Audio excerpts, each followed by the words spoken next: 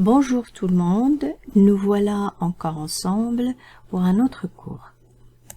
Je voudrais vous proposer la phrase suivante. Que pensez-vous de ce cours? Et une autre phrase. C'est génial. Réfléchissez un peu avec moi à la situation de communication dans laquelle les deux phrases ont été dites. Concentrons-nous sur l'émetteur. Quand il dit « Que pensez-vous de ce cours ?» Qu'est-ce qu'il cherche? Que veut-il dire par cette question? Que pensez-vous de ce cours? Effectivement, dans cette phrase, il demande un avis. Quand je dis à quelqu'un « Que pensez-vous de ce cours ?» je demande un avis.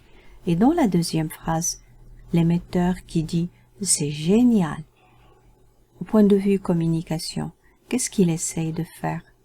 Eh bien, tout simplement, il essaye d'exprimer un avis.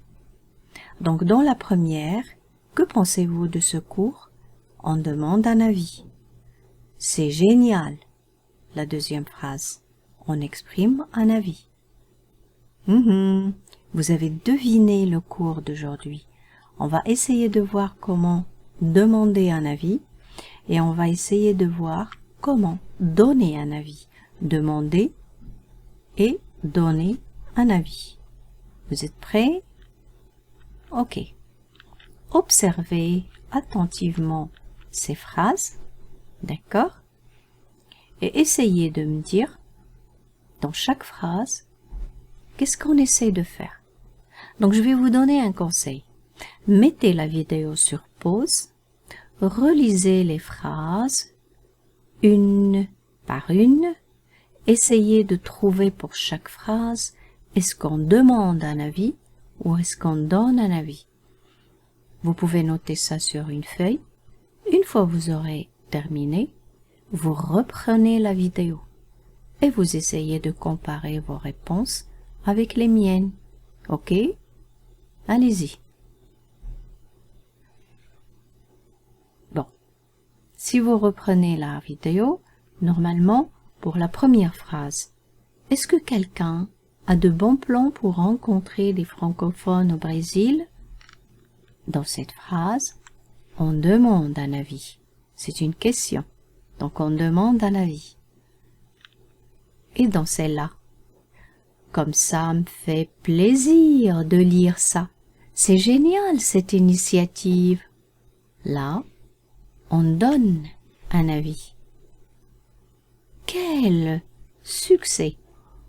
Quel succès! Là encore, je donne un avis. Comment vous vous êtes organisé exactement?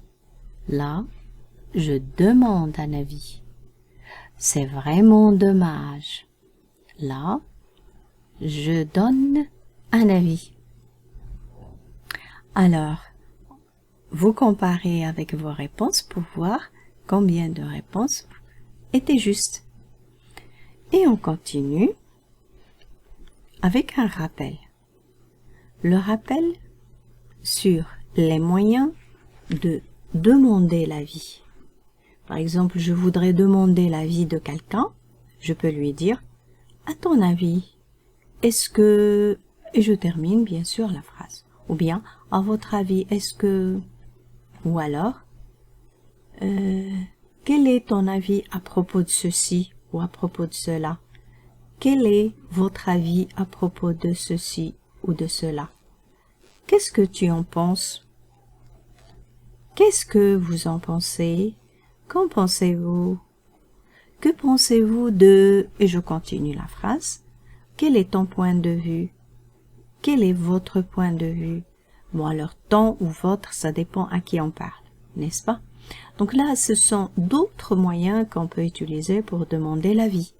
Pour donner son avis, je peux utiliser des expressions comme par exemple « pour moi » ou bien « d'après moi »,« selon moi »,« à mon avis »,« moi personnellement »,« pour ma part »,« quant à moi »,« en ce qui me concerne », de mon point de vue.